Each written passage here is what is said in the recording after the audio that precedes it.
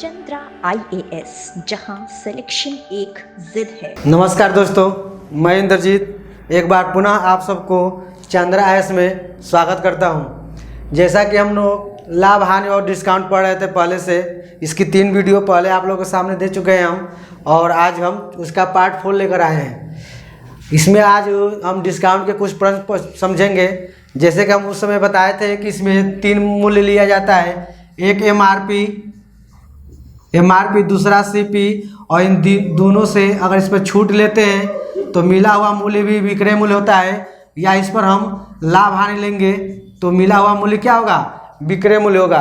तो आज इन तीनों पर आज उस टाइप के प्रश्न पढ़ा जाएगा। जैसे कि आपको दिया जाएगा, यहाँ पर 3% दिख रहा है, एक MRP, CP और SP। यहाँ पर कुछ ना कुछ परसेंट की छूट दी जाएगी और कुछ ना कुछ यहाँ पे लाभ लिया जाएगा।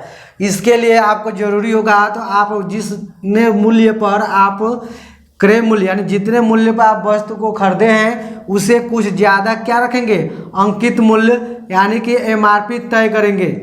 अंकित मूल्य तय करने के बाद उस पर हम क्या करेंगे, छूट देंगे, और छूट देने के बाद जो विक्रय मूल्य आएगा, अगर CP से वो ज़्यादा है तो लाभ होगा और कम होगा तो हानि होगी। इस टाइप के प्रश्न बोलेंगे। यानी कि यहाँ पर कुछ परसेंटेज में कुछ बढ़ाया जाता है। यहाँ पर मान लो Y% की डिस्काउंट दी गई और Z% का क्या हो रहा है, लाभ या हानि हो रहा है। तो आपको X, Y, Z यानी 3% दिख रहे हैं। इन तीनों में से कोई 2 दिया जाएगा और तीसरा आपसे पूछ लिया जाएगा। चलिए इस पर हम एक प्रश्न बोलते हैं और साथ लिखेंगे और आंसर कमेंट करेंगे। लिया है कि यदि किसी वस्तु के अंकित मूल्य उसके क्रय मूल्य से 20% अधिक लिखा हो, यानी यदि किसी वस्तु का अंकित मूल्य उसके क्रय मूल्य से 20% अधिक लिखा हो, यानी कि किसी वस्तु का क्रय मूल्य CP से अंकित मूल्य MRP 20% अधिक लिखा हो, यदि उसे 25% छूट पर बेच दी गई, यानी वह वस्तु 25% छूट पर बेची जाए, तो बताइए जो विक्रय मूल्य मिलेगा उस पर कितना, यानी कि कितने प्रतिशत का लाभ या हानि है। प्रश्न एक बार समझ लेना। दिया है कि यदि किसी वस्तु का अंकित मूल्य क्रय मूल्य से 20% अधिक हो या अधिक लिखा गया हो और उस पर 25% के छूट दे दिया जाए, तो कितने प्रतिशत का लाभ या हानि होगा। तो आपको क्या करना है, 100 मानते थे हम लोग। जैसे कि लिख लेंगे, यहाँ पे 100 रुपया है। मान लिए कि हम 100 रुपया यहाँ पे क्या किए थे, क्रय मूल्य मान लेते हैं, और 100 रुपया है क्रय मूल्य, इसमें 20% क्या किया आपने, जोड़ दिया।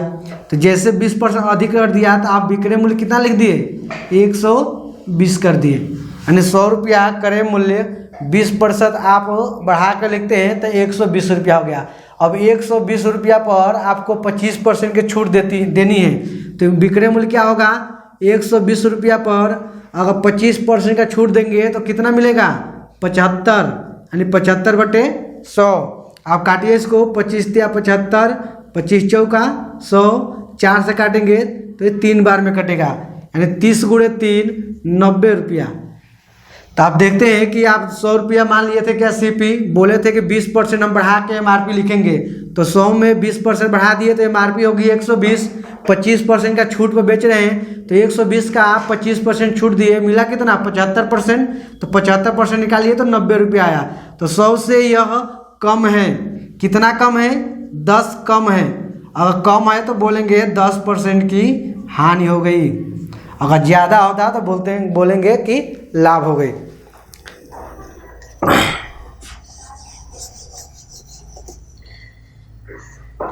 तो ये आपका प्रश्न था। चलिए सेम टाइप का एक और प्रश्न बोलते हैं और आप लोग साथ में हल करेंगे। लिखा है कि यदि कोई दुकानदार अपने वस्तु का अंकित मूल्य 10% बढ़ाकर अंकित करता है, यदि किसी वस्तु का अंकित मूल्य क्रय मूल्य से 10% अधिक बढ़ाकर अंकित करता है, यदि उसे 20% छूट पर डिस्काउंट पर बेच दी जाए तो कितने प्रतिशत का लाभ या हानि होगा, ये आपसे बोला गया। सेम टाइप का प्रश्न है दोनों। आप क्या करेंगे, सीपी को मान लेंगे कि 100 रुपया का कोई हमारी वस्तु थी, उस पर 10% अब बढ़ा कर लिखेंगे तो कितना हो जाएगा 110। अब 110 रुपया आपका लिखा हुआ था अंकित मूल्य, उस पर 20% का छूट दे दिए तो कितना मिलेगा 80%। आप ये 2 जीरो से 2 जीरो काट दिए, 11 गुणा 8 में करेंगे कितना होगा 88, यानी कि यह इससे कितना कम है तो घटा देंगे 100 में से यह, तो 10 में से 8 जाएगा 2, या 9 में से 8 जाएगा 1, 12 कम है तो हम बोल सकते हैं कि 12% की हानि है। ये आपका प्रश्न बना। ऐसे दोनों प्रश्न हानि वाले थे, एक लाभ का भी आ सकता है।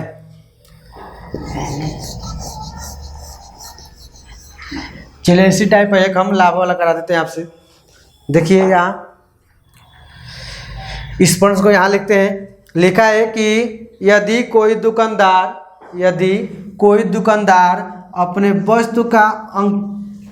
वस्तु का अंकित मूल्य क्रय मूल्य से 30% अधिक अंकित किया, कितना 30% अधिक अंकित किया, और उस पर वह 20% का छूट देता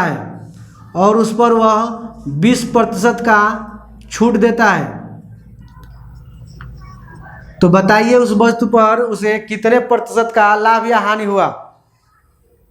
सेम प्रश्न है, तरीका वही रहेगा। आप क्या करेंगे, क्रय मूल्य को 100 मान लेंगे तो ये विक्रय मूल्य, ये अंकित मूल्य कितना हो जाएगा 100 में 30% बढ़ा देना है तो कितना हो जाएगा 130। अब देखते हैं कि 130 रुपया अंकित किया है और 20% की छूट है तो कितना हो जाएगा 80%। 100 में से आप 20% छोड़ देंगे तो 80% बचेगा। ये 2 जीरो से 2 जीरो कट गया। अब इसको 13 में 8 से गुणा कर दीजिए, कितना होगा 104। तो क्या किया जाएगा बच्चा 24 और 8 10, ठीक है। और इसको हम देखेंगे एक विक्रय मूल्य कितना मिला, तो आप देख रहे हैं कि 4 आपको अधिक मिला है। कितना मिला 4 अधिक मिला, यानी कि 4% का ये लाभ होगा। यहाँ पर क्या था 12 कम मिला था इसलिए हम बोल दिए 12% की हानि है, और यहाँ 4 अधिक मिला इसलिए बोल देंगे 4% का लाभ है। तो अगर अधिक होगा तो लाभ लेंगे और कम होगा तो हानि कहेंगे। तो इस टाइप का प्रश्न हम 3 करा दिए और आप लोग प्रैक्टिस करेंगे और हल करेंगे।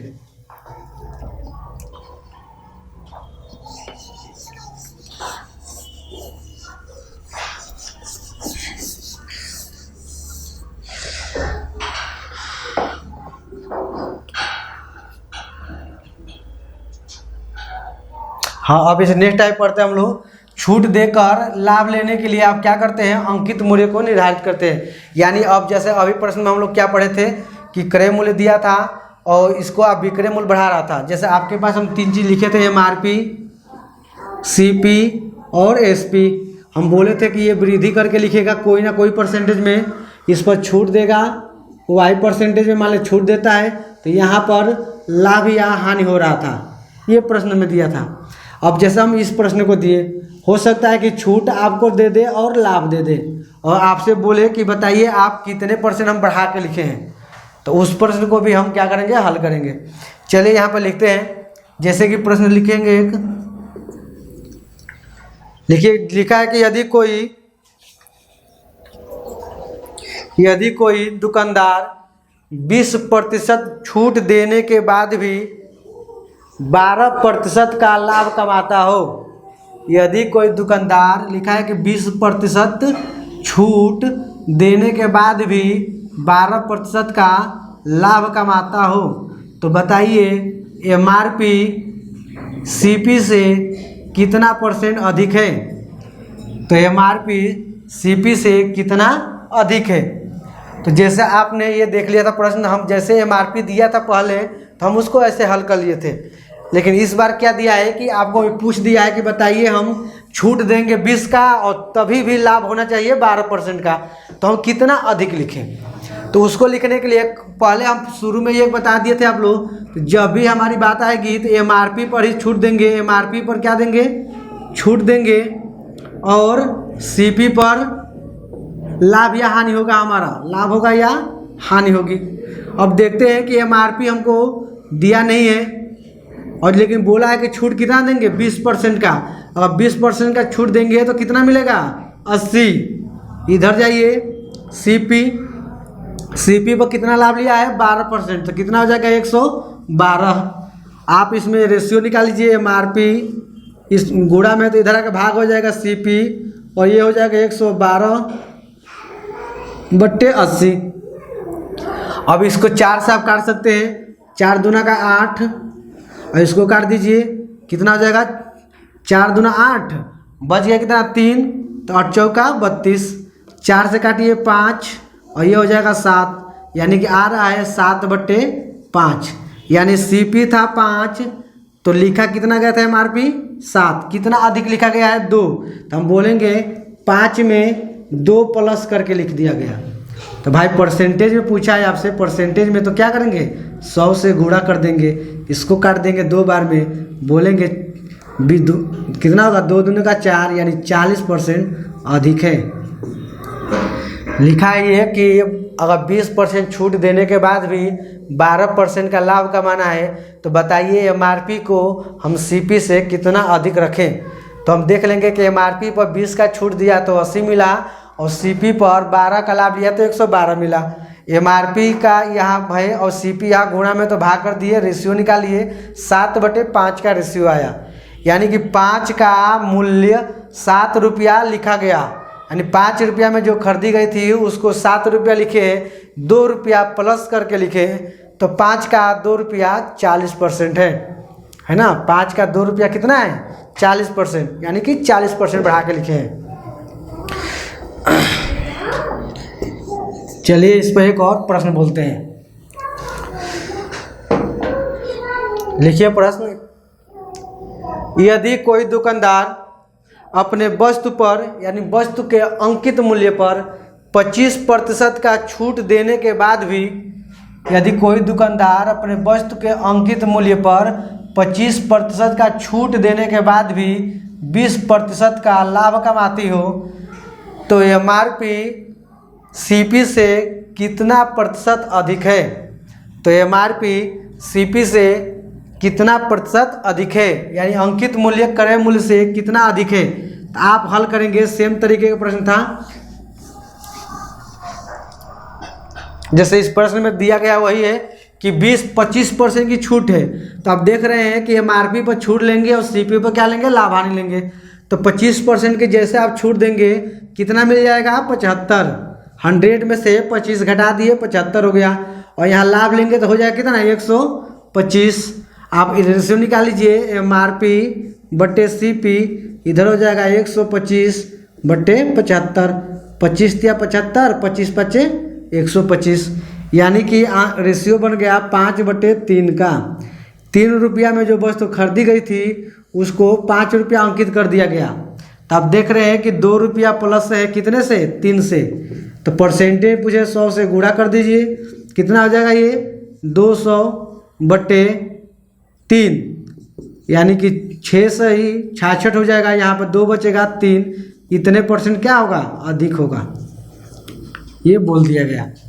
यानी कि 25% छूट देने के बाद भी अगर 20% का 25% छूट देने के बाद भी 25% का आपको लाभ कमाना है तो आप अंकित मूल्य कितना अधिक करेंगे। तो 25 छूट था इसलिए यहाँ 75 हो गया और 25 लाभ था इसलिए यहाँ पे 125 हो गया। रेशियो निकाल दिए 3 और 5 का बना, 2 अधिक था यानी 66 सही 2/3% अधिक होगा, तो आपको लाभ इतने का मिलेगा। तो ये दूसरा टाइप हो गया कि अंकित मूल्य को कम या ज़्यादा किया जाए तो क्या होगा। चलिए ठीक है,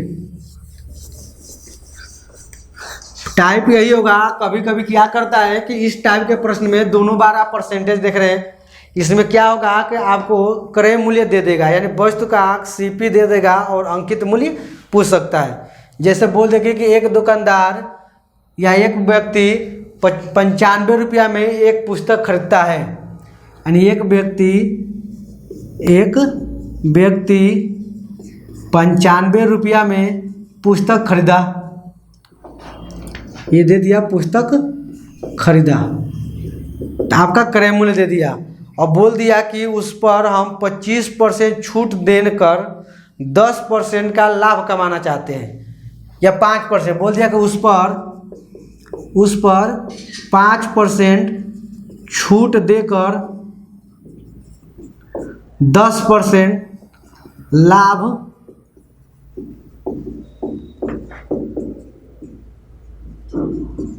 अब बोल दिया कि एक व्यक्ति 95 रुपया में एक बुक खरीदा और उस पर 5% छूट देकर 10% का लाभ कमाना चाहता है, तो बताइए एमआरपी क्या होगी, यानी अंकित मूल्य आपसे पूछ दिया गया। तो फॉर्मूला सेम वही लिखिए कि हम क्या करेंगे, एमआरपी पर छूट की बात करेंगे और सीपी पर लाभ या हानि की बात होगी, है ना। तो एमआरपी आपसे पूछा गया है तो डायरेक्ट लिखिए कि एमआरपी आपसे पूछा गया है और छूट कितना देना है, 5 का। और 5 का छूट देंगे तो कितना मिलेगा, 95 मिलेगा। और इस बुक को कितने में ख़रीदा गया था, 95 रुपया में ख़रीदा गया था और 10% लाभ लेना है तो कितना हो जाएगा, 110। इस 95 से 95 क्या होगा, कट जाएगा। एमआरपी बराबर आ जाएगी कितना, 110 रुपया हम लिख देंगे।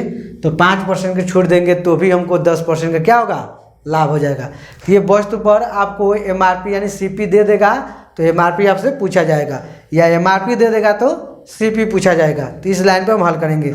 सेम टाइप के प्रश्न में हम एक बोलते हैं, आप लोग लिखेंगे। लिखा है कि एक दुकानदार या एक व्यक्ति 460 रुपया में एक पुस्तक खरीदा। एक व्यक्ति 460 रुपया में एक पुस्तक खरीदा और उस पर 8% छूट देकर भी 12% का लाभ कमाया। 8% छूट देकर भी 12% का लाभ कमाया। तो बताइए एमआरपी कितनी होगी, ये आपसे पूछा गया। तो एमआरपी आप निकालेंगे तो क्या करेंगे, एमआरपी आपसे पूछा गया है एमआरपी और क्या होगा, छूट आप देते हैं 8% का, तो कितना हो जाएगा ये 92 बराबर कितना होगा, ये 460 गुणे लाभ कितना लेंगे 12% का, तो हो जाएगा 112। अब इसको क्या कीजिए, उधर भाग कर दीजिए। एमआरपी बराबर 460 गुणे 112 बट्टे 96। 46 दूना का 96 होता है, 2 से काट देंगे, ये कितनी बार में कटेगा, 5 बार में। 2 बचे 10, 5 गुणा कीजिए, 5 दूना 10 का 0, उसके होगा 5 का में 5 और 1 6 और हो जाएगा 5, यानी कि 560 रुपया एमआरपी होगी। प्रश्न दिया था कि एक व्यक्ति 460 रुपया में एक पुस्तक खरीदा, 8% छूट देने के बाद भी क्या होता है, 12% का लाभ कमाना चाहता है। तो कितने प्रतिशत का या कितना उसका विक्रय मूल्य होगा। तो आप क्या करते हैं, विक्रय मूल्य आपको दोनों तरफ बराबर होगा। एमआरपी पर छूट देने के बाद जो मिलेगा वो भी विक्रय मूल्य होगा और सीपी पर लाभ हानि लेने के बाद जो मिलेगा वो भी विक्रय मूल्य होगा। दोनों को बराबर कर देंगे। एमआरपी आपको निकालना है, छूट दिया है कितने का, 8% का, तो 100 में से 8 घटा देंगे, 92 हो जाएगा। सीपी आपको 460 दिया था, 12% का लाभ लेंगे तो 112 हो जाएगा। आप यहाँ 92 गुणा में इधर भेज दिए, क्या हो गया, भाग, सॉल्व कर दिया, आ गया आपका 560 रुपया। तो इस टाइप के प्रश्न में ये 3 टाइप के प्रश्न बनते हैं और तीनों टाइप का हमने बता दिया। चलिए एक प्रश्न बोलते हैं, इसको आप लोग हल करेंगे और कमेंट करेंगे इसका आंसर। इस वीडियो के अंत में आप लोग देखने के बाद इस लास्ट प्रश्न को हल कीजिएगा और इसका आंसर क्या कीजिएगा, कमेंट कीजिएगा। फिर नेक्स्ट वीडियो में हम इसको क्या करेंगे, डिस्कस कर देंगे। टाइप यही होगा, लिख देते हैं कि एक दुकानदार या एक फर्नीचर क्या 1740 रुपया में खरीदा गया। यानी ये फर्नीचर का जो मूल्य है, एक फर्नीचर 1740 रुपया में 1740 रुपया में खरीदा गया। एक फर्नीचर 1740 रुपया में खरीदा गया। यदि उस पर 13% का छूट देकर 13% का छूट देकर 15% का लाभ लेना हो, यदि उस पर 13% का छूट देकर 15% का लाभ लेना हो, तो बताइए उसका MRP क्या होगा, यानी उस पर कौन सा मूल्य अंकित किया जाए। इसका आपको कमेंट करना है। धन्यवाद। आप लोग इस वीडियो को देखें और क्या करें, लाइक करें, सब्सक्राइब करें और शेयर करें।